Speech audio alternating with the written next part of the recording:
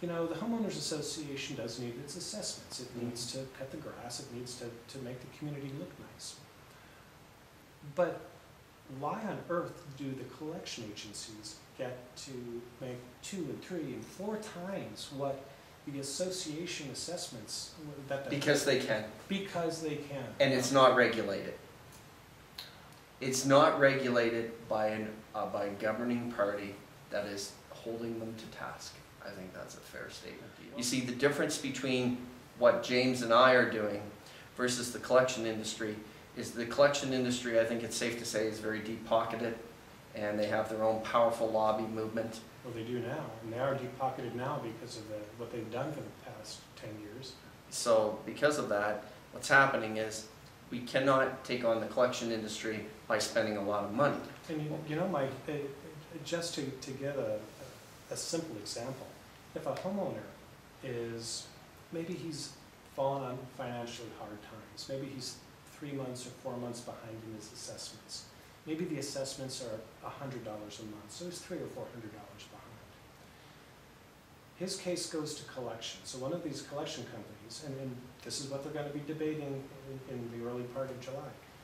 The collection agency can right now slap $1,000, $2,000, $3,000 of collection fees on top of the few $100s that the homeowner owes. We are looking at a cap rate. We are looking at a cap. And that's what we're fighting for, but the cap's still outrageous.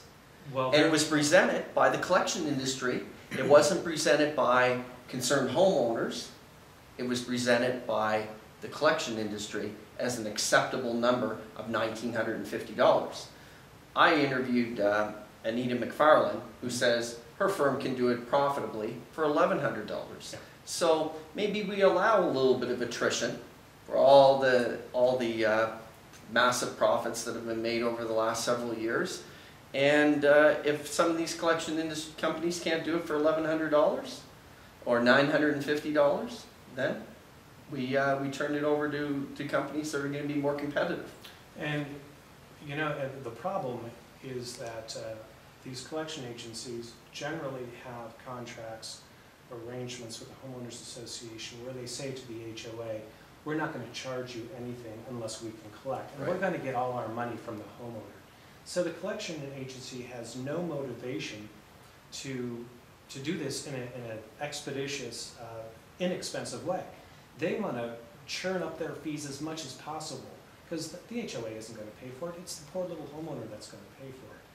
Now, if that were changed, if the collection agency or the homeowners association had to pay for it, you know darn well there would be a bidding war among all the collection agencies to do it for the lowest price. Yeah. Because the HOA would then hire the collection agency that could do it for the lowest price.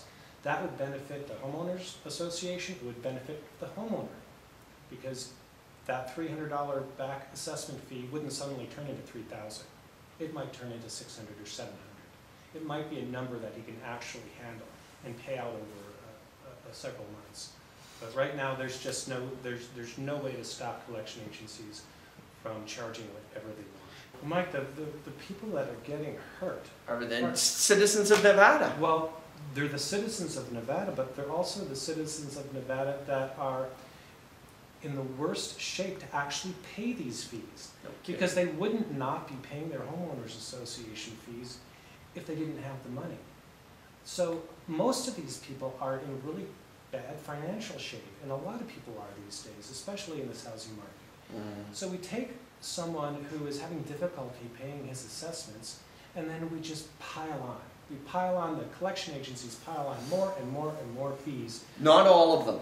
Not all of them. Some of them right. are very ethical with the way they approach this. The challenge is the market share, the homeowner who is the one receiving these collection fee notices has no choice on which collection company they could have had collecting the money. I mean, it's a little asinine to say it like that, but that's true. You don't know on your $300 HOA fees and penalties if it's going to end out $1,000 with one company or $700 or $800 or $4,000 with another company, because that's really the way it can be. We're not going to be able to outspend the collection industry, but let's use modern technology And if we have a strong grassroots movement, and the commissioners will feel an enormous amount of pressure, no matter what their affiliation to the collection companies are, to not make a casual vote regarding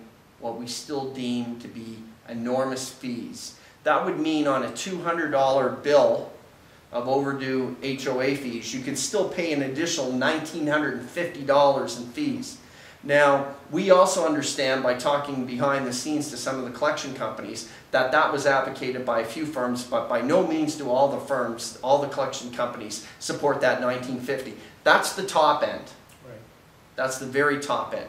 We want to bring that down somewhere around less than $1,000. Because still at less than $1,000, the companies can still make money. And not just make money. From when I spoke to Anita McFarlane, from Cooper Castle, certainly they do very well. Right. And there's been a long time where the Nevada citizens and homeowners have had a very difficult situation.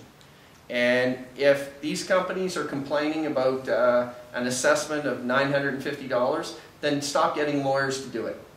And start getting administrators with your form letters and just shoot the form letters out and bring those fees down so that the citizens of Nevada actually are the ones, those who are in great difficulties right now, barely struggling to get by, are not taken advantage of any longer. Well, and it's a scary thought to think, even at $1,950 as a cap, how a homeowner that owes a few $100s can almost overnight owe 10 times that amount. Or, you know, really, $1,950 to me is an extraordinarily high amount of money to collect a simple debt. I mean, the debt is so simple that there's an automatic lien on the homeowner's property for that amount.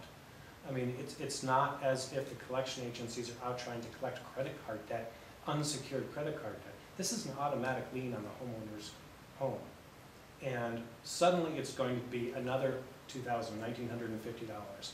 And I bet, and this is just me guessing, but if that cap is $1,950, miraculously, most of the credit or the collection companies will be making $1,950, no matter what. Yeah.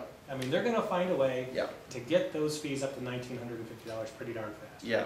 And what had actually happened at the CICC meeting, the last one, is they gave a rate schedule of the list of services, or the list of that would be provided for the $1,950. And what happened was we were clever enough to know that there could be additional new made-up services that are not governed in the list of services that could bring it up to $2,500 or $2,800. So as part of those regulations, we stated that $1,950 had to incorporate all services being provided. And I think that once these companies realize, and when there's a simple form letter going out for 10 minutes of an administrator's time, why should a few $100 legal bill be applied to that form letter? I know you're outraged, I'm outraged, and James is outraged.